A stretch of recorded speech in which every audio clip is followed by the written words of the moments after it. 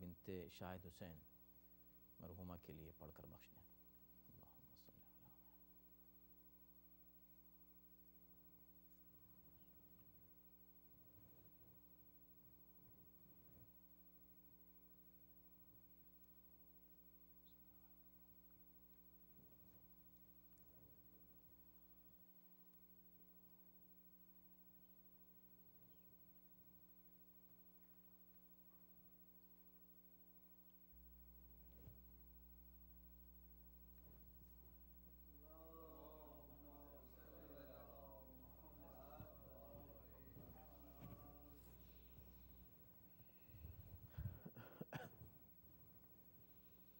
اعوذ باللہ السمیع العلیم من الشیطان اللعین الرجیم بسم اللہ الرحمن الرحیم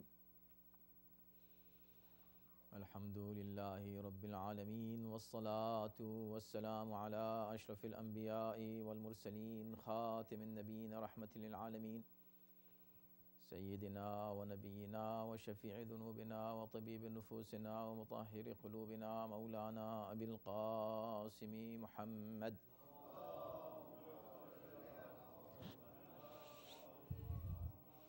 و آلہ الطیبین الطاہرین المعصومین المظلومین ولعنت اللہ علی اعدائهم اجمعین من الآن الى یوم الدین اما بعد فقد قال اللہ فی کتابہ الکریم بسم اللہ الرحمن الرحیم یا ایہا الذین آمنوا لا تأکلوا اموالکم بینکم بالباطل الا ان تکون تجارتا عن تراض منکم صلوات بر محمد و آل محمد۔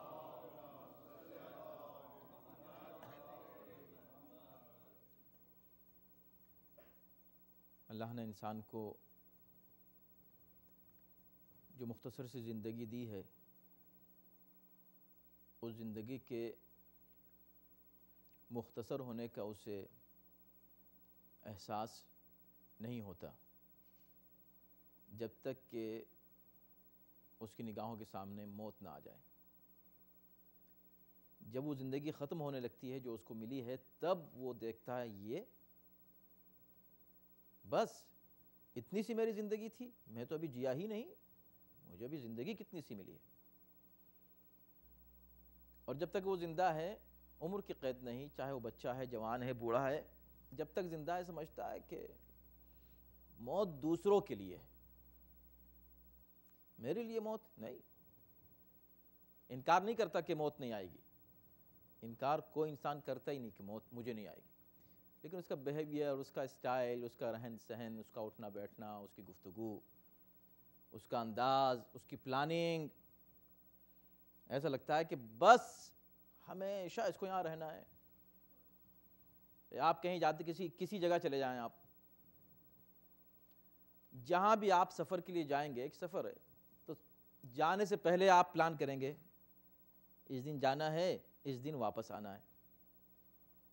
15 دن کا ٹرپ ہے، 1 مہینے کا ٹرپ ہے، 3 مہینے کا، 1 سال کا ہے، واٹس ایور، لیکن اگر سفر ہے وہ جس میں آپ کو آنا ہے تو ڈیٹ آپ کو طے کرنی پڑے گی ٹکٹ خریدنے سے پہلے،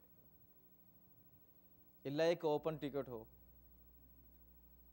اوپن ٹکٹ ہے کا مطلب یہ ہے کہ یا تو آپ وہاں رہنے والے ہیں یا آپ واپس آئیں، یعنی آپ کنفیوز ہیں۔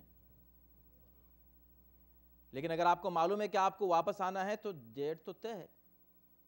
اب جب آپ جاتے ہیں 15 دن کے لیے، 1 ہفتے کے لیے، زیارتوں کے لیے گئے، کسی اور حج کے لیے گئے، عمرے کے لیے گئے، گھر والوں سے ملنے کے لیے گئے، ایک ٹرپ کے لیے آپ نے باہر کا ایک سفر کیا، وہ سفر معین ہے کہ کب آپ کو واپس آنا ہے۔ جب طے ہے اسی حساب سے 15 دن کے لیے آپ گئے ہیں پاکستان، اب وہ جو 15 دن ہیں آپ کے وہ اسی طرح گزریں گے جیسا آپ پلان بنائیں گے 15 دن کے لیے۔ اگر آپ چلے جائیں پاکستان 15 دن کے لیے، سوچئے، یعنی سوچنے کی بات ہے لیکن بہت مشکل ہے انسان کا سوچنا، ان چیزوں پر سوچنا مشکل ہے۔ یہ سب مثالیں ہیں، ہم بھی آپ کو یاد دلاتے رہتے ہیں، آپ بھی ہمیں یاد دلاتے رہتے ہیں، آپ بھی کہتے ہیں یار اٹ میک سینس، لیکن یہ ہے زندگی انسان کی، اس میں توجہ نہیں کرتا انسان، غور نہیں کرتا، فکر نہیں کرتا۔ وہ جو 15 دن ہیں آپ کے جس میں آپ نے ایک سفر کیا کسی اور ملک کا اور آپ واپس آنے والے ہیں اس 15 دن کے بعد،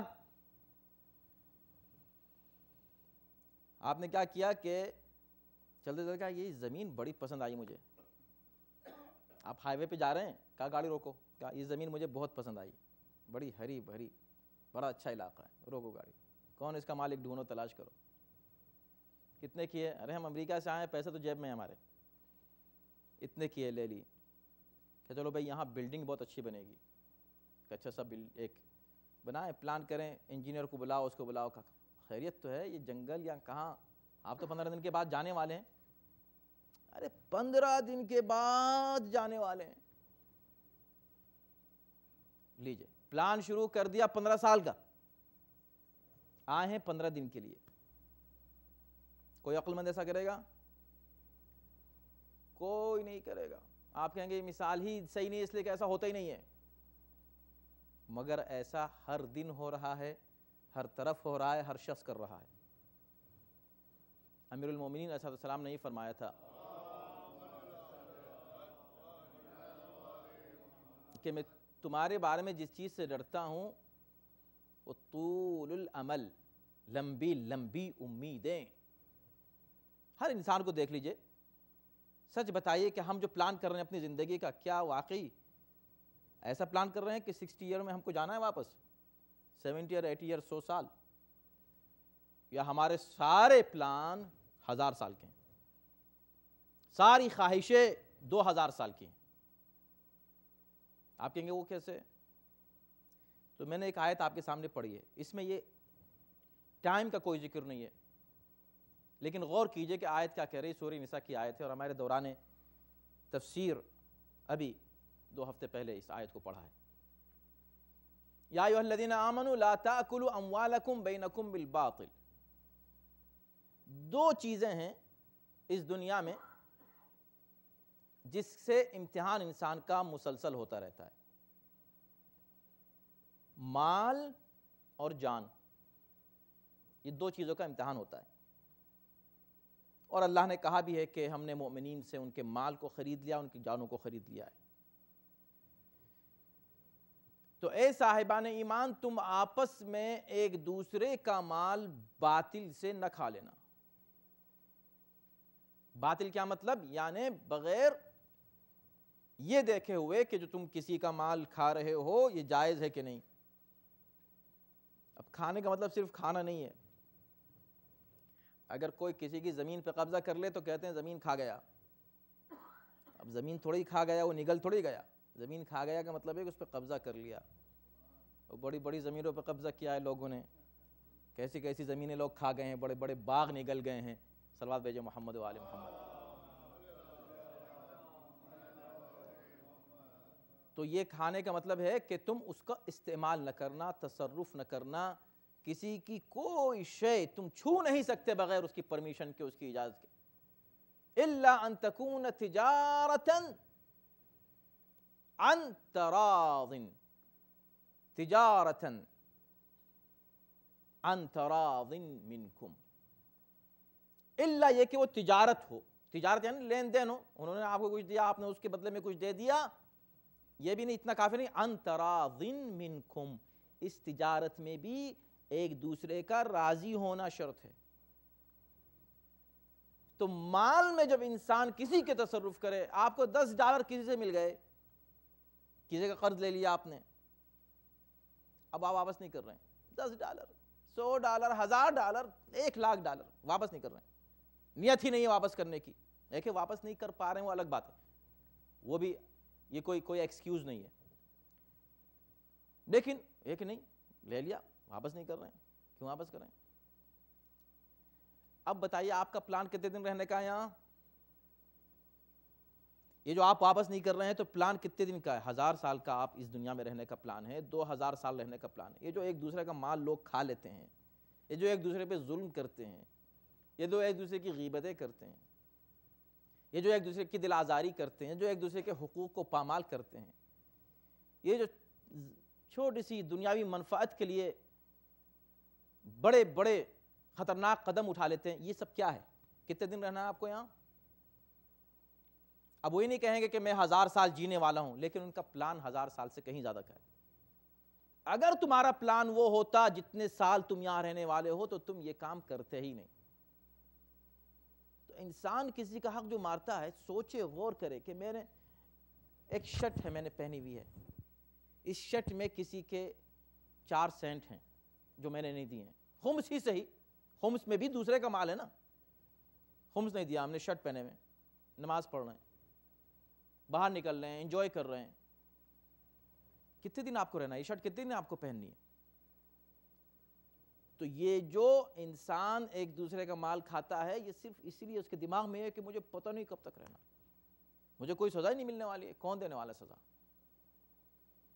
سبحان اللہ، جیسے جیسے عمر بڑھتی جاتی ہے ویسے ویسے طمع اور لالچ میں انسان کی اضافہ ہوتا جاتا ہے۔ یہ عجیب بات ہے، جبکہ کم ہونا چاہیے، کم ہونا چاہیے نا، اس لیے کہ اب اس کی، میں اکثر یہ عرض کر چکا ہوں کئی بار آپ حضرات کے سامنے کہ یہ عجیب انسان کی سائیکولوجی ہے۔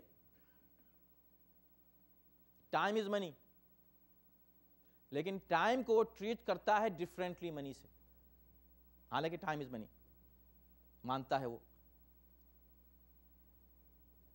جب کسی کی برتھ ڈے ہوتی ہے، آئیے دیکھیں، خوشیاں دیکھیں، مبارک مبارک مبارک، کنگریچولیشنز، 20 سال کے ہو گئے، 25 کے ہو گئے، 40 کے ہو گئے، 60 کے ہو گئے، پارٹی ہو رہی ہے، کھانا پینا ہو رہا ہے۔ کمال کی بات ہے، یہ کس چیز کا ہو رہا ہے کہ 60 کے ہو گئے یعنی بڑے ہو گئے؟ بھئی یہ تو خود بڑے ہو گئے، مگر جو ان کے پاس زندگی تھی وہ تو کم ہو گئی نا، 1 سال اور۔ کسی کے پاس اگر پیسے ہوں $100 جیب میں اور اس نے $2 خرچ کر دیے، 98 بچ گئے، اسے کہیں گے ماشاءاللہ مبارک، 50 رہ گئے، $2 رہ گئے جیب میں، چلو بھئی پارٹی کرتے ہیں، ان کے پاس صرف $2 رہ گئے جیب میں۔ الٹا ہے، کیونکہ انسان کی سائیکولوجی، وجہ کیا ہے کہ شیطان جیسے جیسے عمر بڑھتی جاتی ہے شیطان اس کے دماغ میں اور زیادہ دنیا کی محبت ڈالتا رہتا ہے، اور یہی انسان کا امتحان ہے۔ لا تأکلوا اموالکم بینکم، خبردار ایک دوسرے کا مال مت کھانا، صاف ستھرے اس دنیا سے جانا۔ کیا مل جائے گا کھا کے، چلو 1 روٹی کم کھا لی تو کیا ہوا، اس نے 2 روٹی زیادہ کھا لی تو کیا مسئلہ ہے، کیا پریشانی ہو، مطلب کیا خاص بات ہے ایسی؟ وہ بڑے مکان میں رہ رہا ہوگا، تم چھوٹے مکان میں خوش رہو بھائی۔ ضروری ہے کہ بڑا مکان لینے کے لیے حرام کام کیا جائے، حرام ذریعے اختیار کیا جائے؟ کوئی واجب ہے، کوئی ضروری ہے، لازم ہے؟ کیوں؟ جسٹ فار فن، مزہ آتا ہے، ذرا بڑا ہو، اچھی گاڑیاں ہوں، اچھی زندگی ہو، اچھی لائف ہو۔ ہاں وہ میں یہی تو کہہ رہا ہوں کہ وہ جو تمہارے دماغ میں شیطان نے لائے کہ اچھی لائف ہو، وہ جو اوریجنلی لائف ہے ہی نہیں، اسے تم کو بتا رہا ہے کہ لائف ہو۔ ایسا پلان بتا رہا ہے تمہارے سامنے شیطان کہ لگ رہا ہے کہ بس یہاں سے کہیں جانا نہیں ہے، اس آدمی کی طرح ہے جو 15 دن کے لیے کہیں گیا ہے اور وہاں اس نے جناب 100 سال کے پلان بنانا شروع کر دیے، اور اچانک انہوں نے کہا بھائی آپ کا تو ٹکٹ ہے کل کا، چلیں آئیے ڈراپ کرتے ہیں آپ کو، سب کچھ انہوں نے وہیں چھوڑا اور ان کو واپس آنا پڑا۔ اچھا یہاں کا ٹکٹ تو آپ ایکسٹینڈ کرا سکتے ہیں، وہ جو ٹکٹ وہاں سے آتا ہے وہ ایکسٹینڈ نہیں ہوتا، اور اگر آپ کرنا بھی چاہیں تو ڈیپورٹ کر دیے جائیں گے۔ صلی اللہ محمد و آل محمد پر۔ جی ہاں، ہم لوگ کی مثالیں بھی اس لیے ناقص رہتی ہیں نا، اس لیے کہ ہم اس دنیا سے مثالیں دینا چاہتے ہیں آخرت کی، تو وہ مثالیں بن ہی نہیں پاتی، وہ مثال بن ہی نہیں پاتی۔ اسی لیے ایک عجیب مثال قرآن نے دی ہے آخرت کی نعمتوں کی، دینا پڑتی ہے اس دنیا ہی سے مثال، تاکہ وہاں کی باتیں سمجھ میں آ جائیں۔ وہ کیا کہ کلما رزقوا من ثمرۃ رزقا قالوا هذا الذي رزقنا به من قبل واتوا به متشابها، جب بھی ہم جنت میں ان کو کوئی رزق دیں گے، کوئی پھل دیں گے، کوئی غذا دیں گے، تو اس کو دیکھ کے کہیں گے یہ تو ہم وہاں کھا چکے ہیں، یہ تو ہم کو وہاں مل چکا ہے، ان کو سیب دیا گیا، انار دیا گیا، انہوں نے کہا ہاں یہ انار ہو تو ہم نے وہاں دیکھا، کھایا ہے دنیا میں جب زمین پر تھے، یہ سب کھاتے تھے، یہ سب چیزیں کیا ہے؟ وَأُتُبِهِ مُتَشَابِهًا، حالانکہ یہ انار وہ نہیں ہے، یہ سیب وہ نہیں ہے، یہ غذا وہ نہیں ہے جو وہاں کھا چکے ہیں. وَأُتُبِهِ مُتَشَابِهًا، یہ اس کے مشابہ ایک چیز ہم نے ان کے سامنے پیش کر دی جو دنیا جیسی ہے مگر دنیا نہیں ہے. اس لیے کہ اس کا مزہ ہی کچھ، اب جب وہ اس کو کھائیں گے تو کہیں گے ارے یہ تو کچھ اور ہی ہے، کیا اس کا مزہ، کہاں دنیا کا سیب، اس کا کوئی ذکر ہے، اور یہ تو کچھ اور ہی چیز ہے. تو اللہ نے دنیا کے سیب کی یا دنیاوی غذا کی مثال اس لیے دی، اور اس لیے وہ چیزیں جو جنت میں انسان کو ملیں گی اسے دنیاوی اشیاء کی شکل و صورت اس لیے دی، یہ بھی اللہ کی رحمت ہے کہ تاکہ اس سے انسان مانوس رہے، گھبرا نہ جائے کہ کیا چیز ہے. ورنہ اچھے سے اچھا پھل، کسی دنیا کا بہترین پھل کسی ملک کا جو آپ نے کبھی دیکھا نہ ہو اور واقعی بہت شاندار اور مزے کا ہو، آپ اس کو کھائیں گے؟ اگر آپ کو معلوم ہی نہیں کہ یہ پھل ہے، کھانے کی چیز ہے، تو آپ کھائیں گے؟ رکھا رہے گا آپ دور بھاگیں گے. ایک علاقے کا واقعہ ہے، صحیح ہے یا نہیں ہے اس لیے میں اس جگہ کا نام نہیں لے رہا ہوں، لیکن ایسا ممکن ہے کہ ایسا ہوا ہو کہ جب وہاں سب سے پہلے کیلا پہنچا، کیلا، تو انہوں نے کہا کہ کیلا ہاں کیا ہے کہ کھانے کی چیز ہے کیا؟ اچھا. وہاں کھجور زیادہ کھائی جاتی تھی، انہوں نے کہا چلو کھاؤ. انہوں نے اس کو چھیلا اور چھیلنے کے بعد گٹھلی پھینک دی، بڑی سی کیلے کی گٹھلی. کیلا کھا لیا اوپر سے، کہنے کے بڑے مزے کا ہے مگر گٹھلی بہت بڑی ہے. کہ گٹھلی تو اس میں ہوتی نہیں، کہا نہیں تھی، بہت بڑی گٹھلی تھی. کہا بھائی چھلکا تھا وہ جو تم نے کھا لیا، وہ گٹھلی نہیں تھی، وہی پھل ہے جو تم نے پھینک دیا. دیکھیں کیوں کہا؟ اس لیے کہ معلوم ہی نہیں.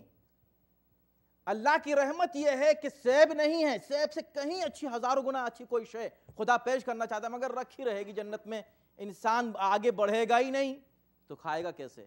تو اس کو شکل دے دی سیب کی تاکہ تم مانوس رہو، آگے بڑھو، اسے لے سکتے ہو، کھا سکتے ہو. تو پروردگار عالم نے جو مثالیں دی ہیں دنیا کی اس جنت کے تعلق سے یا آخرت کے تعلق سے، وہ اسی لیے دی ہیں ذہن مانوس رہے، ذہن اس طرف پہنچ جائے، تبادر ذہنی آسانی سے ہو سکے.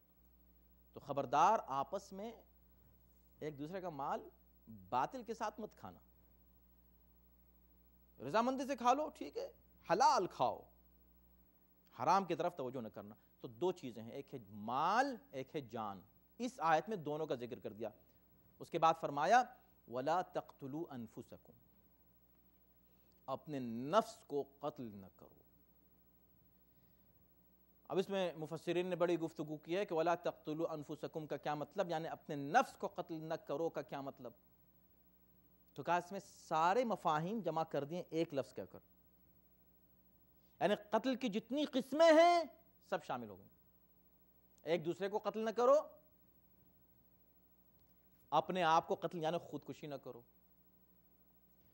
دنیاوی اعتبار سے بھی آخرت کے لحاظ سے بھی. یعنی اگر تم مال باطل کے ساتھ ایک دوسرے کو کھاتے ہو تو اس کا نتیجہ یہ ہے کہ تم اصل میں خودکشی کر رہے ہو آخرت کے تعلق سے. یہ تم کھا نہیں رہے ہو، خودکشی کر رہے ہو. جیسے دوسری جگہ فرمایا کہ جو شخص یتیم کا مال کھاتا ہے ناحق، انما یاکلون فی بطونہم نارا، جو ایک مال ہے یتیم کا ناحق، اس نے یتیم کا مال کھایا، بڑے مزے کا تھا دنیا میں، فرمائے سمجھ رہا ہے مزے کا ہے، بڑے چٹخارے لے کے کھا رہا ہے، یہ یتیم کا مال ناحق غصب. اس کو پتہ نہیں کہ انما یاکلون فی بطونہم نارا، یہ وہ مزے کا کھانا نہیں کھا رہا ہے، یہ اپنے پیٹ میں آگ کھا رہا ہے، آگ بھر رہا ہے پیٹ میں. یاکلون فی بطونہم نارا، یہ مثال دی ہے. تو اسی مطلب اس کا مطلب یہاں پر بھی یہ ہو رہا ہے کہ اگر تم ایک دوسرے کا مال ناحق، حقوق دوسرے کا ادا کرو، کبھی کسی کا حق ایک درہم بھی اپنے اوپر مت رکھو. اگر یہ حقوق تم ادا نہیں کر رہے ہو تو کیا ہے؟ وَلَا تَقْتُلُوا أَنفُسَكُمْ، تم اپنے آپ کو قتل کر رہے ہو. تم سمجھ رہے ہو تم بڑا اپنے لیے پلان کر رہے ہو، پلاننگ زندگی کی نہیں، تم موت کی اور وہ بھی اپنے قتل کی پلاننگ کر رہے ہو. دوسرا اس کا مفہوم یہ ہے کہ وَلَا تَقْتُلُوا أَنفُسَكُمْ، دو چیزیں ہیں، مال اور جان. مومن کا مال بھی محترم ہے، مومن کی جان بھی محترم ہے. نہ مومن کے مال پہ حملہ کرو، نہ مومن کی جان پہ حملہ کرو، قتل نہ کرو ایک دوسرے کو. خبردار ایسا نہ کرنا. اس کا ایک تیسرا مفہوم بھی ہے. قرآن کا یہی کمال ہے، قرآن کی آیات کا یہی کمال ہے کہ ایک مختصر سے لفظ میں بے شمار مفاہیم قرآن پیش کر دیتا ہے، مگر ہر ایک کے لیے نہیں، صاحبان عقل کے لیے.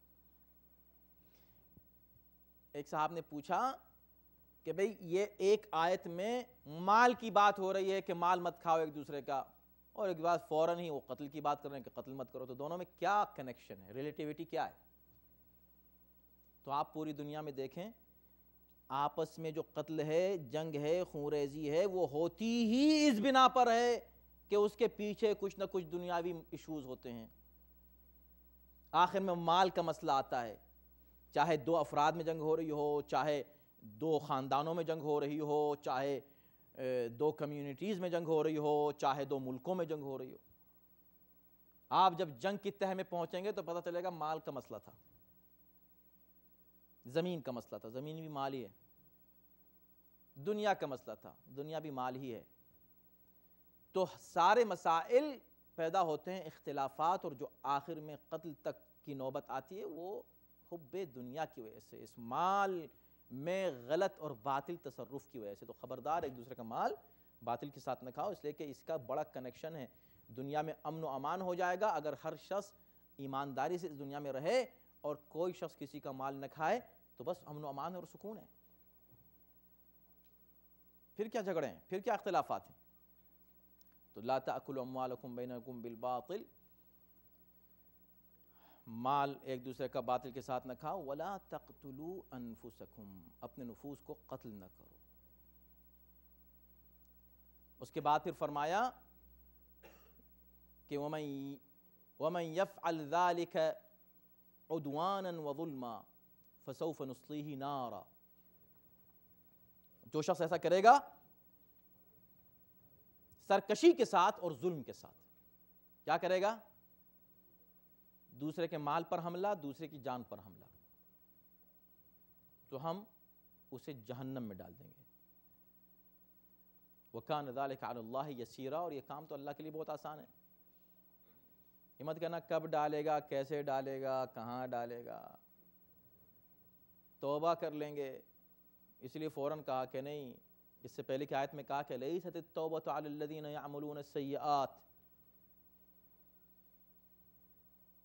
ان کے لیے توبہ نہیں ہے کہ جو مسلسل گناہ کرتے رہتے ہیں اور جیسے ہی موت سامنے دیکھتے ہیں کہتے ہیں اللہ بس توبہ معاف کر دے. اس وقت اللہ معاف نہیں کرتا. جب ایک آخری وقت تک گناہ مسلسل کرتا رہے اور موت کا خوف سامنے ہو اور اب اس میں وہ دم خم ہی نہیں رہا ہے گناہ کرنے کا، اب کہہ رہے ہیں یا اللہ گناہ نہیں کروں گا. اب کیا گناہ نہیں کرے گا؟ ویسے ہی نہیں کرے گا. تو اگر توبہ نہیں بھی کر رہا تو نہیں کرے گا گناہ. اب کیا کہنا یا اللہ گناہ نہیں کروں گا. اب کیا؟ جب طاقت تھی گناہ کر سکتا تھا تب کہتا یا اللہ نہیں کروں گا، اس کو کہتے ہیں توبہ. تو اللہ فرماتا ہے کہ اگر تم نے کسی کے مال اور جان پر حملہ کیا تو تم سیدھے جہنم میں جاؤ گے. کچھ نام نہاد مسلمانوں کی بدقسمتی ہمیشہ سے یہ رہی ہے، ہر دور میں، آج نہیں،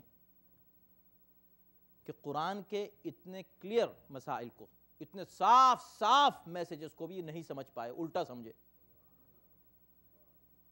اب آج ایک فلسفہ یہ بھی چل رہا ہے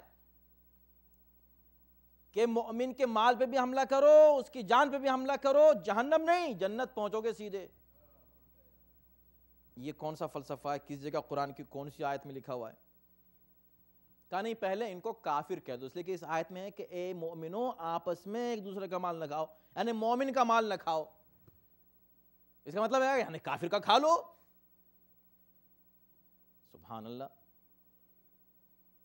بھئی یہ مومنوں کو خطاب کیا گیا ہے کہ تم یہ نہ کرو. کافروں سے نہیں کہا جا رہا اے کافروں ایک دوسرے کا مال نہ کھاؤ. مومنوں سے کہا جا رہا ہے کہ نہ کھاؤ.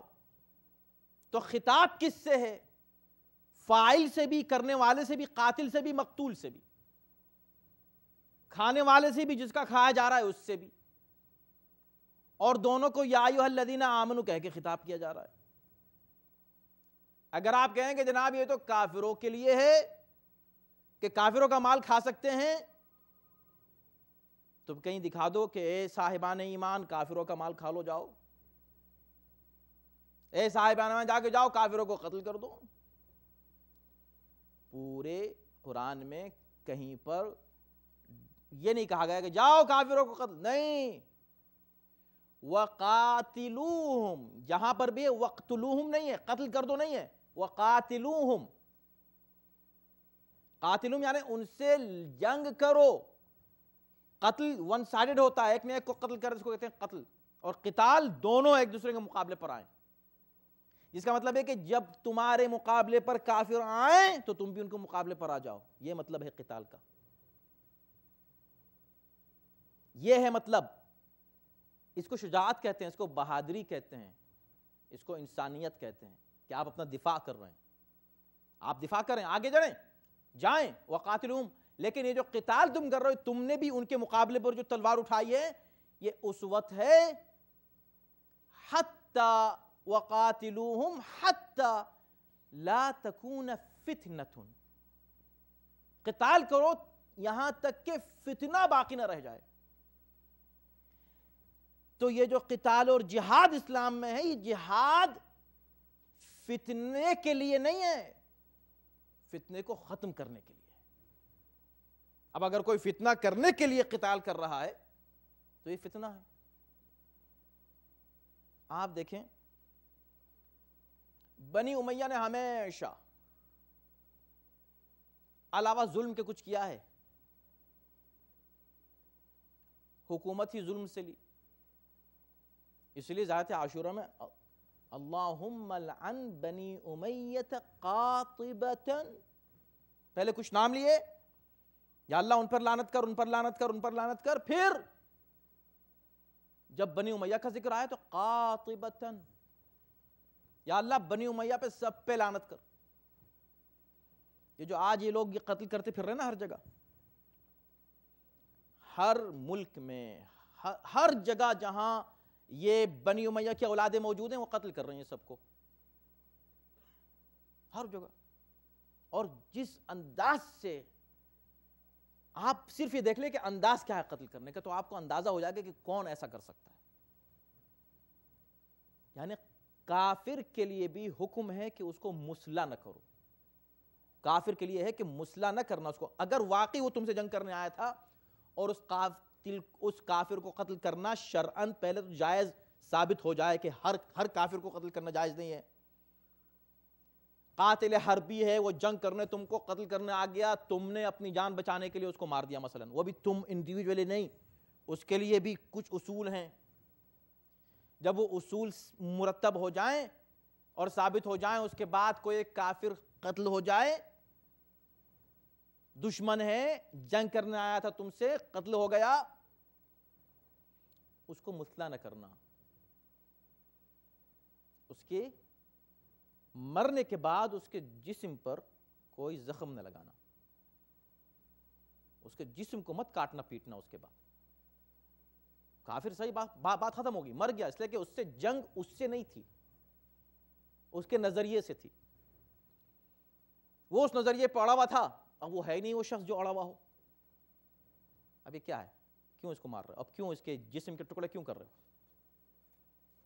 اسلام اخلاق سکھاتا ہے. جنگ میں بھی اخلاقیات ہیں، ایتھکس ہیں. اب آپ ان ظالموں کو دیکھیں جو بنی امیہ کی اور یزید و ابن زیاد کی اولادیں ہیں، آپ ان کے انداز قتل کو دیکھیں تو آپ کو اندازہ ہو جائے گا کہ ان کا دین سے، اسلام سے کیا تعلق ہے. ہاں ان کا ایک دین ہے، ان کا ایک مذہب ہے، اسے مذہب بنی امیہ کہتے ہیں. جو کام معاویہ نے کیے، جو کام ابن زیاد نے کیے، جو کام زیاد نے کیے، حجاج نے کیے، یزید، عمر سعد، شمر، اور بعد میں پھر یہ ان میں شامل ہو گئے تھے متوکل اور منصور دوانقی، بنی عباس کے بھی افراد. یہ وہ ظالم ہیں کہ جن کا مذہبی ظلم ہے. کہاں ہیں لوگ؟ کہاں گئے سب ظالم؟ کہاں ہیں اتنے بڑے بڑے طاقتور ظالم؟ نام سے لوگ کانپتے تھے، کہاں ہیں؟ صدام نے جس انداز سے ظلم کیے ہیں وہ سب بالکل وہ ایک ہی طریقہ ہے، یہ سب ان لوگوں کا ایک ہی انداز ہے. تو قرآن منع کرتا ہے. مذہب اہل بیت خاص طور پر وہ مذہب ہے، اس جملے کو ہمیشہ یاد رکھیے، اور میرا یہ سلوگن ہے اس لیے کہ ہمارے ائمہ کا سلوگن تھا. اگر کبھی کسی بھی کنفلکٹ میں انڈیویجول، چاہے گھر سے آپ شروع کریں اور کمیونٹی پہ لے جائیں اور آگے بڑھیں اور گلوبلی لے آئیں کنفلکٹ کو، کوئی بھی کنفلکٹ ہو اس میں آپ انوالو ہوں، اس میں اس کو یاد رکھیے گا، میں پھر امفسائز کر کے کہہ رہا ہوں، مظلوم بننا برا نہیں ہے، ظالم بننا برا ہے. کوشش یہ کیجئے کہ اس کنفلکٹ میں رہیے، ڈٹے رہیے. اگر حق پر ہیں، آپ سچائی پر ہیں، ڈٹے ضرور رہیے، سچائی پر، غلطی پر نہیں. مگر اس سچائی پہ بھی ڈٹنے میں اس کا خیال رکھیے کہ آپ سے ظلم نہ ہو جائے، مد مقابل کے بارے میں آپ کی طرف سے ظلم نہ ہو جائے، آپ مظلوم ہو جائیں، it is okay, it's fine. Imam Hasan سے جب آ کے کسی نے کہا کہ مولا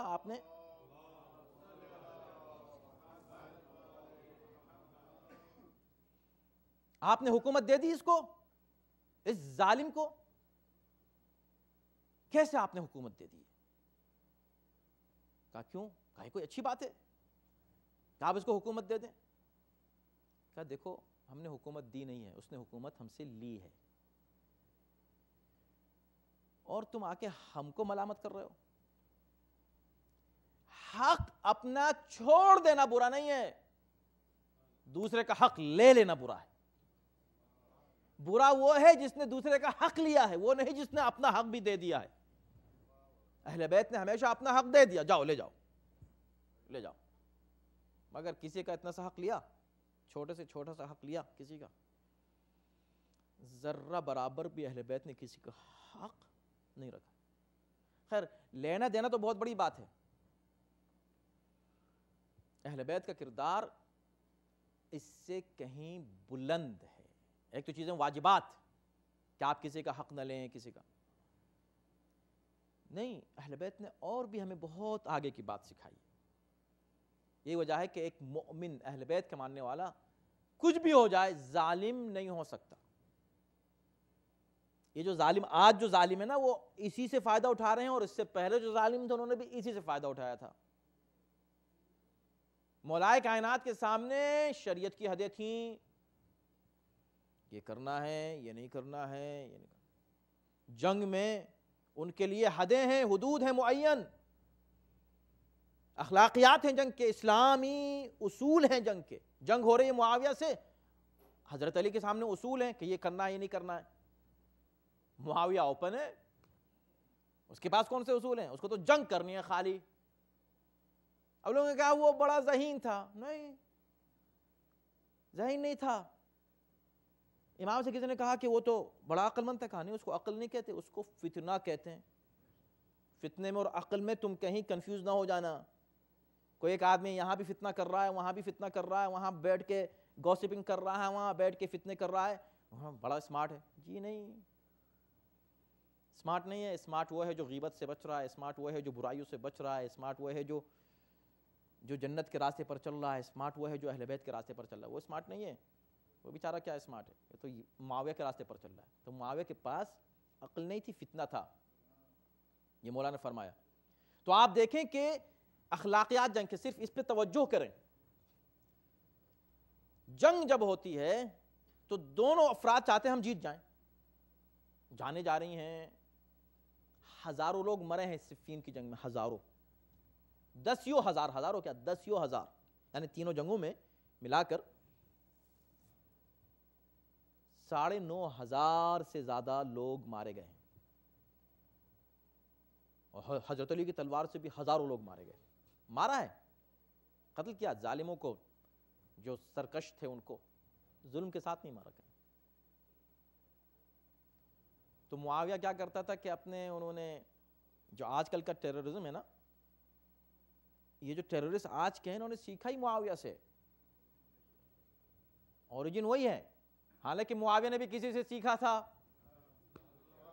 وہ الگ بات ہے، اس نے بھی کسی سے سیکھا تھا، وہ بھی کسی کا شاگرد ہی تھا، ایسے ہی نہیں اس کو کہیں سے اتر آیا تھا ٹیررزم کے طریقے، نہیں۔ تو یہ جو معاویہ تھا کیا کرتا تھا کہ مولا کے حدود جو تھیں، جو حکومت کے اول حدیں سب تھیں، اس میں شام بھی شامل تھا، لیکن شام کی جو حد، یہ کہنا چاہیے شام کی جو حدیں تھیں، اس طرف عراق اس طرف شام، وہ چھوٹے چھوٹے مجموعے کچھ ایسے ظالموں کے بھیجتا تھا، ٹیررسٹ 5-10 کا، جاؤ وہ جو گاؤں ہے نا اس میں اندر گھس جاؤ، سوتوں کو مار دو، قتل کر دو، صبح جب اٹھیں گے ہاں ہلا ایک خوف پھیلا دو اور واپس آ جاؤ، اس گاؤں میں جا کے قتل و غارت کر دو اور واپس آ جاؤ۔ یہ اب کس نے مارا چلے گئے، نہیں ہے نہیں مل رہے ہیں، ایگزیکٹلی وہی جو آج یہ کر رہے ہیں، بالکل وہی۔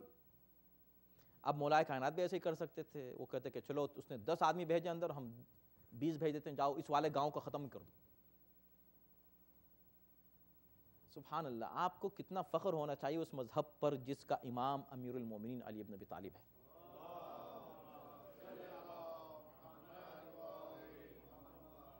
اور آج اس دور میں اگر کوئی معاویہ کی تعریف کرنے والا مل جائے، آپ سوچ لیں تو مولائے کائنات اس کا کیا جواب دیتے؟ علاوہ اس کے کہ بھئی جس نے ایسا کیا ہے اس کو پکڑو کہیں، کہا وہ تو پکڑ میں آ نہیں رہا، وہ تو پتہ نہیں کون ہے، کہا اگر پتہ نہیں کون ہے تو اس کا بس پتہ لگاتے رہو، کسی اور کو اس کی وجہ سے مت مارو۔ کیا کیا جائے؟ مظلوم ہو گئے ہم، مار دیا گیا ہم کو، ہم ٹیررزم کے جو ہیں وہ وکٹم بن گئے، لیکن اب کیا کریں؟ فرات پر قبضہ کر لیا، فرات پر قبضہ ہو گیا، کس کا؟ معاویہ کا۔ پوری فرات پہ قبضہ کر کے پانی بند کر دیا گیا علی کی فوج پر۔ کئی دن تک یہ سلسلہ رہا، اب جتنا ان کے پاس پانی تھا جب ختم ہو گیا تو اب سب نے کہا یا علی یہاں تو سب پیاسے مر جائیں گے، آپ کا پورا لشکر پیاسا یہیں مر جائے گا بغیر جنگ کیے ہوئے، تو کچھ کیجئے۔ کہا کچھ کرنا کیا ہے، کوئی مشکل ہے فرات کا لینا؟ میں علی کے بیٹے کے لیے مشکل نہیں تھا تو علی کے لیے کیا مشکل ہے؟ آپ سوچیں، تاریخ نے تو بتا دیا نا کہ ایک اکیلے علی کے بیٹے کے لیے مشکل نہیں تھا، تو علی کے لیے کیا مشکل ہوتا؟ کہا کوئی بات نہیں، فرات مل جائے گی، فکر نہ کرو۔ آگے بڑھے چند لوگوں کے ساتھ، کہا جاؤ ان کو ہٹاؤ یہاں سے، فرات پہ قبضہ ہو گیا، فوراً ہونا ہی تھا، فرات پہ قبضہ ہوا۔ اب جتنے علی کے ساتھی تھے، اور میں اس کو کئی بار آپ کی خدمت میں عرض کر چکا ہوں کہ علی کے ساتھی ہر طرح کے تھے اس وقت ساتھ میں، معرفت کے ڈیفرنٹ لیولز تھے علی کے ساتھ جو لوگ تھے، یا علی مزہ آ گیا، اب تو بس یہ بہترین، اب ہم پانی ان کو بالکل نہیں دیں گے، ایک قطرہ نہیں، پانی بند کر دیا جائے اب ان پر۔ اب دیکھیں ان کے وہ گھٹنے ٹیکتے ہیں کتنی جلدی۔ علی نے کہا پانی بند کریں گے؟ پانی تو بند نہیں ہوگا۔ یا علی انہوں نے تو بند کیا تھا، ہم بھی بند کر دیں؟ کہا پھر تم میں اور ان میں فرق کیا رہ جائے گا؟ تم بھی وہی بننا چاہتے ہو؟ تو جنگ کس چیز کے لیے؟ اس کے بعد جنگ تو ہے ہی اخلاق کے اوپر، جنگ تو ہے ہی دین کے اوپر، مذہب کے اوپر، اور یہ دین کے خلاف ہے ایک جانور پر بھی پانی بند کرنا۔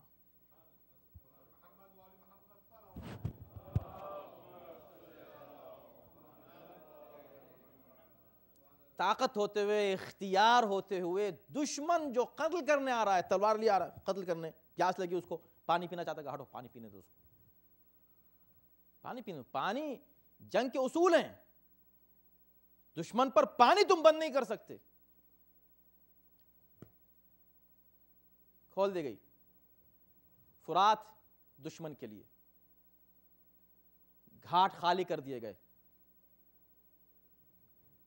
دیکھیں مجھے اس پہ حیرت نہیں ہے، ہو ہی نہیں سکتی ایک مومن کو حیرت اس بات کے اوپر کہ بھئی مولا نے پانی کی پابندی ہٹا دی اور دشمن پر پابندی نہیں لگائی پانی کی، اس پہ کوئی تعجب مجھے نہیں ہے، مگر مجھے ایک تعجب ایک چیز پر ہے اور وہ رہے گا، اور اس کا کوئی حل مجھے دینے والا نہیں ملا آج تک اور نہیں مل سکتا، اس ایک سوال کے جواب دینے والا، وہ یہ کہ وہ پانی جو علی نے کھولا دشمن کے لیے، جبکہ اسی دشمن نے پانی بند کیا تھا ان کے اوپر، وہ کیسا سخت دل اور کن ذہن اور ضدی اور سرکش دشمن تھا کہ اس نے اپنی آنکھوں سے اتنا بڑا فرق دونوں لیڈرشپ میں دیکھنے کے بعد بھی صحیح فیصلہ نہیں کیا۔ بات میری سمجھ رہے ہیں آپ؟ صحیح فیصلہ جو قوم نہ کر سکے، اتنا بڑا فرق دو لیڈرز میں دیکھنے کے بعد، یہ بھی لیڈر ہے اس کے قبضے میں پانی آئے گا بند کر دو، یہ بھی لیڈر ہے اس کے قبضے میں پانی آیا، بعد میں آیا، وہ بھی بعد میں آیا، بعد میں زیادہ ریزنز تھے بند کرنے کے، اس لیے کہ تم کر چکے ہو، ہم نے تھوڑی سٹارٹ کیا، تم نے سٹارٹ کیا، لو اب ہم تمہارے ساتھ وہی کر رہے ہیں، بلیم بھی نہیں آتا ان کے اوپر، توجہ کیجئے میں کیا کہہ رہا ہوں، ان پر کوئی اتنا بلیم بھی نہیں تھا، بلیم تو ان پر تھا جنہوں نے سٹارٹ کیا ظلم، ہم تو جواب دے رہے ہیں، کہا نہیں ہمیں جواب بھی ظلم کا ظلم سے نہیں دینا ہے، ظلم کا جواب عدل سے دینا ہے، ہو گیا نا؟ اب تاریخ بہت جلد 10 سال کے بعد 20 سال کے بعد پھر اپنے آپ کو دہراتی ہے، 20 سال کے بعد تاریخ نے پھر اپنے آپ کو دہرایا، یہ جو واقعہ تھا یہ 40 ہجری کے آس پاس کا واقعہ تھا، اس کے بعد 10 سال اہل بیت پر خاموش ظلم ہوتا رہا، امام حسن اس دنیا سے اٹھے، پھر 10 سال کا ایک اور پیریڈ آیا جس میں پھر ایک ظلم کا سلسلہ شروع ہوا، صبر کرتے رہے، اب ایک منزل ایسی آئی کہ اب تاریخ اپنے آپ کو دہراتی ہے، امام حسین کے پاس طاقتوں کی کمی تھی، بتائیں آج یہ ٹیررسٹ ہیں ان کی مجال کیا، واللہ میں کہہ رہا ہوں اس منبر سے، یہ بزدل زائرین کو اتار کے بس اسے نہتے مار دیا، خوش ہو رہے ہیں، ابے بزدل تم انسان بھی نہیں ہو، تم جانور، تمہیں اگر کوئی کسی جانور سے مثال دے تو قیامت میں وہ جانور شکایت کرے گا کہ میری مثال دی اس جانور سے بدتر بظاہر آدمی سے، مار رہے ہو بچوں کو، قتل کر رہے ہو، مر گئے ہیں تو ان کی لاشوں سے مر گئے ہیں، یہ کون سی شجاعت ہے، کون سا دین ہے، ہمیشہ بزدل رہے، زندگی بھر بزدل رہے، تاریخی بزدلی کی ہے ان کی، بزدلی کی تاریخ، شجاعت ہے تو سامنے آؤ، مقابلے پر آؤ اگر کوئی بات ہے، اور پھر لڑنا ہی شجاعت نہیں ہے، اتنی مسجدوں پہ حملہ کیا، کبھی آپ نے دیکھا کہ اہل بیت کے کسی چاہنے والے نے جا کے ان کے مسجد پر حملہ کر دیا ہو؟ نہیں، اتنے آداب تو اہل بیت کے چاہنے والوں کو معلوم ہے کہ جنگ کے بھی اصول ہوتے ہیں، لڑائی کے بھی اصول ہوتے ہیں، ہماری کوئی لڑائی نہیں ہے، ہم تو مظلوم ہیں، تو طاقت جو مظلومیت میں ہے یہ ظالم اس کو آج تک نہیں سمجھ سکے، ان کی سب سے بڑی غلطی یہی ہے کہ مظلومیت کی طاقت کو نہیں پہچانتے یہ، مگر مظلومیت اپنی طاقت دکھا جاتا ہے، خون کامیاب ہو جاتا ہے تلوار پر، اور ہوا ہے۔ اب تاریخ اپنے آپ کو کیسے دہراتی ہے؟ اب معاملہ برعکس ہو جاتا ہے، جو صفین میں ہوا اس سے معاملہ برعکس، یعنی ترتیب بدل جاتی ہے، وہاں پہلے ترتیب یہ تھی کہ دشمن نے پانی بند کیا، جب ان کو موقع ملا تو انہوں نے پانی پلا دیا، کب ہم دوسرا تجربہ کر کے دیکھیں دشمن کے ساتھ، ہو سکتا ہے دشمن اس کو سمجھے کہ جو ہمارے پاس پانی ہے وہ ہم تم کو پہلے پلا دیتے ہیں، پلا دیا، سارا ذخیرہ جو بچوں کا بھی ذخیرہ تھا وہ پانی پلا دیا، دے دیا، تم پیو، تمہارے جانور بھی پئیں، کوئی بات نہیں، ابھی فرات پر پابندی نہیں لگی ہے، پانی مل جائے گا، اب جب تمہارا نمبر آتا ہے تو دیکھیں گے تم کیا کرتے ہو، بجائے اس کے کہ وہ اسی انداز سے پانی کا اہتمام کرتے اور انتظام کرتے اور ان پیاسے بچوں کو پانی پلاتے. کیا ہو رہا ہے؟ اب پانی ان پر بند کیا جا رہا ہے. یہ پہلے اپنا کردار دکھا چکے ہیں اور یہ بعد میں اپنا کردار دکھا رہے ہیں.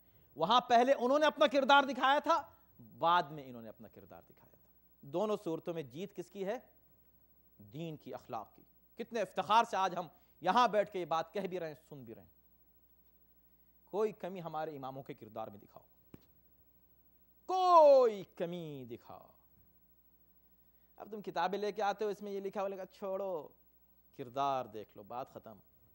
کون حق پر کون باطل پر بالکل سامنے نظر آ رہا ہے.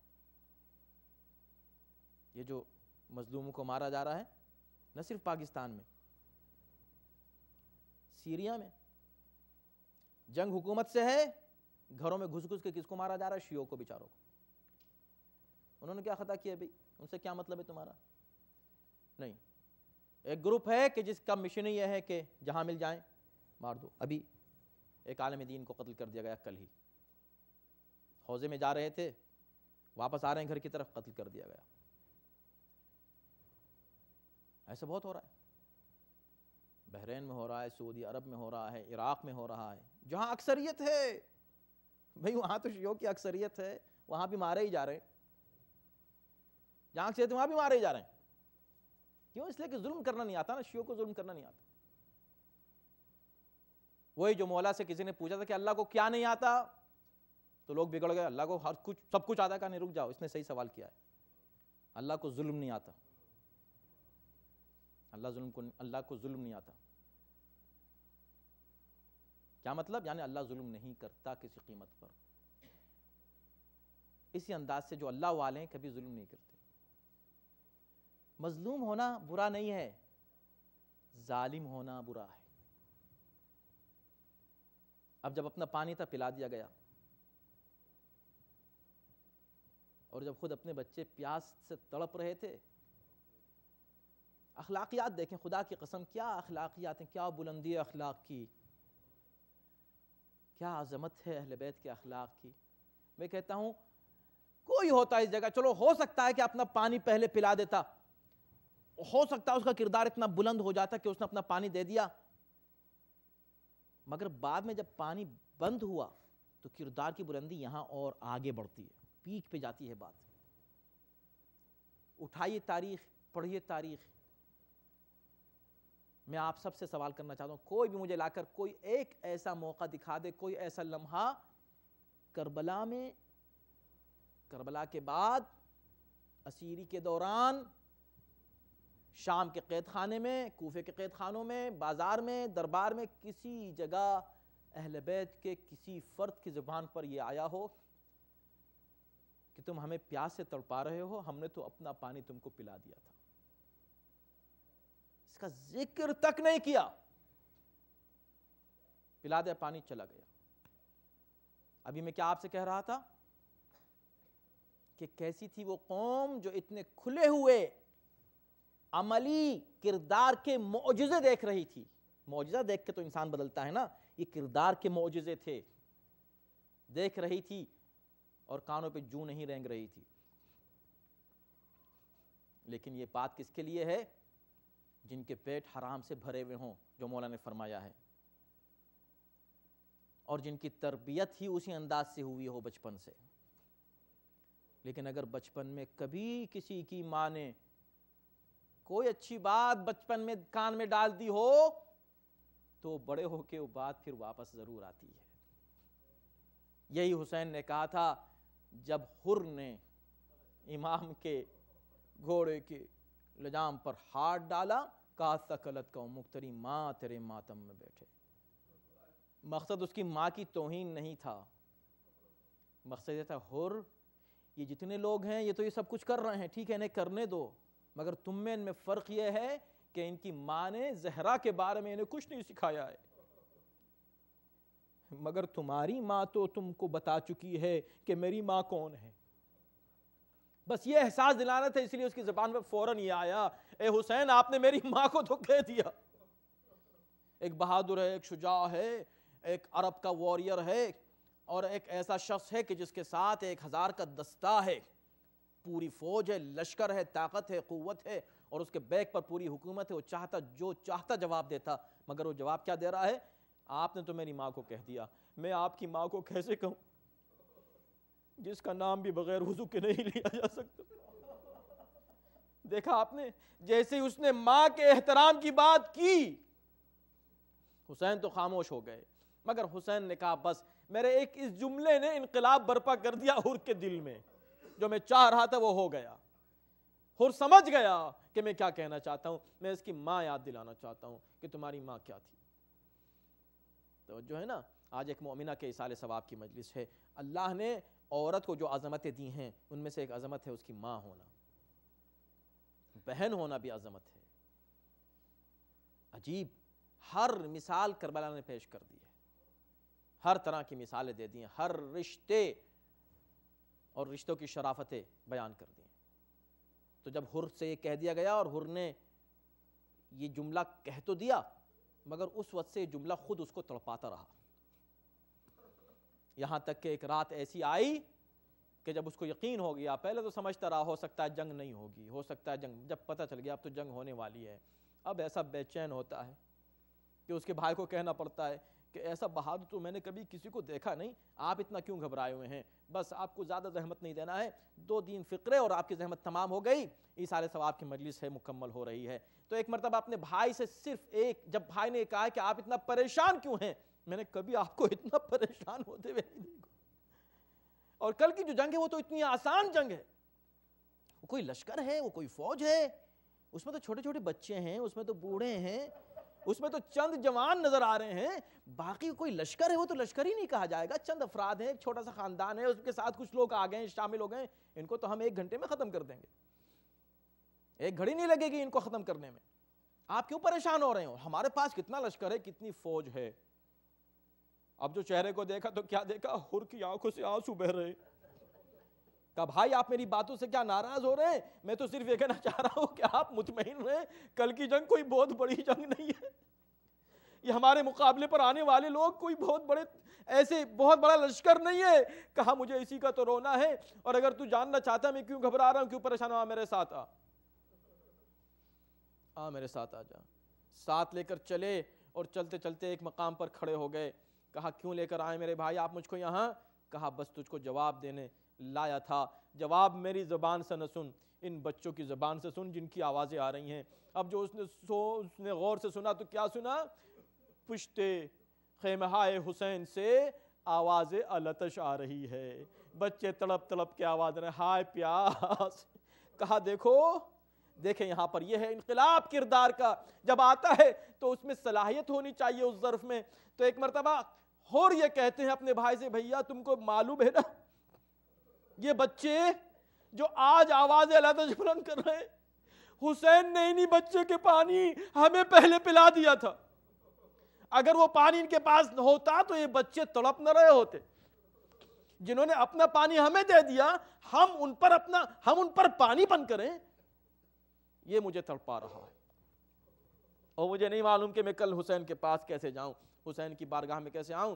دونوں بھائی اور بیٹا اور غلام، یہ چھوٹا سا قافلہ جب حسین کے پاس آتا ہے، بس میں نے مجلس کو تمام کیا، ایک جملہ کہنا چاہتا ہوں کہ اس وقت حسین نے بتایا کہ ایک ماں کی عظمت کیا ہوتی ہے۔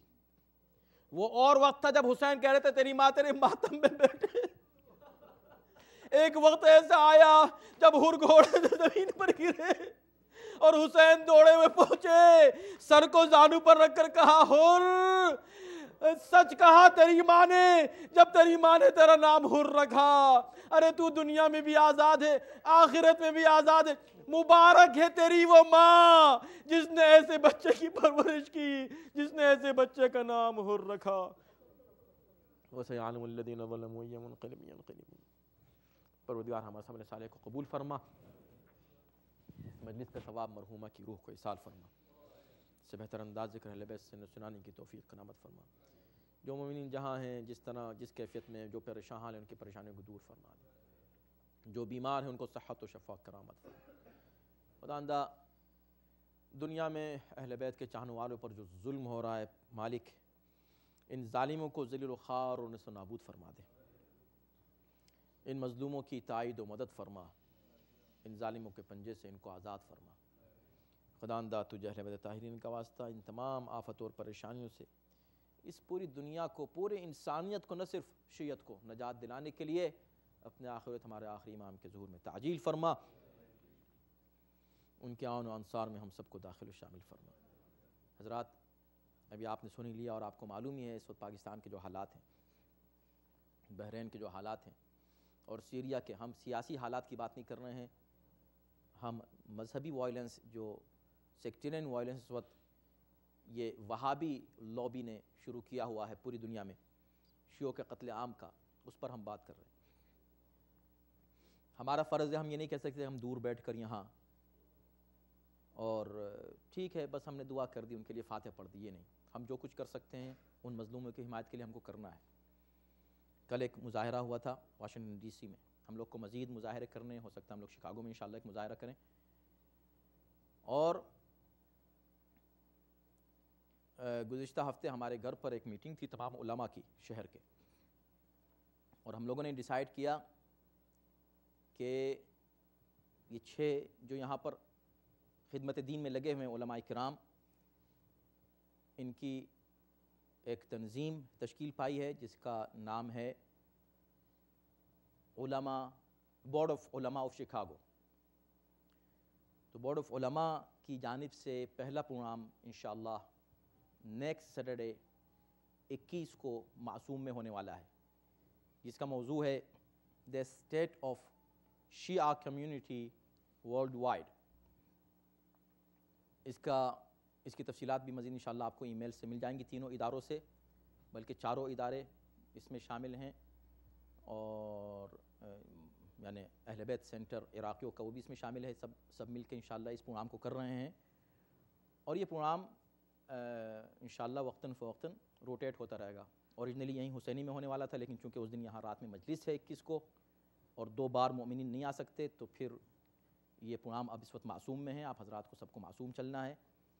1 بجے وہاں نماز، اور اس نماز کے بعد انشاءاللہ یہ پروگرام شروع ہوگا، جس میں مختلف موضوعات پر آپ حضرات تقاریر سماعت فرمائیں گے، جو اس وقت کرنٹ حالات ہیں اس پر بھی، اور اس کے بعد پھر انشاءاللہ پروگرام حسینی میں ہوگا، بیت العلم میں ہوگا، اہل بیت سینٹر میں ہوگا۔ اس طرح پروگرامز مسلسل ہوتے رہیں گے، نہ صرف اس وقت کرنٹ حالات کی وجہ سے، بلکہ اوور آل اس کی پلاننگ ہم لوگ بہت پہلے سے کر رہے تھے، اور یہ اتفاق ہے کہ اس وقت ایسے حالات آ گئے ہیں کہ ہم کو مزید اس سلسلے میں آگے بڑھنا ہے، تو انشاءاللہ آپ حضرات اس پروگرام میں شرکت کیجیے گا 21 کو سیٹرڈے انشاءاللہ۔ ایک بار اور سورہ فاتحہ پڑھ کر آپ تمام مومن و مومنات اور گلگت اور پالا چنار کے شہداء اور تمام شہداء اسلام، اور مخصوصاً مرحومہ عفت زہرا کی روح کو اصالہ ثواب فرما دیں۔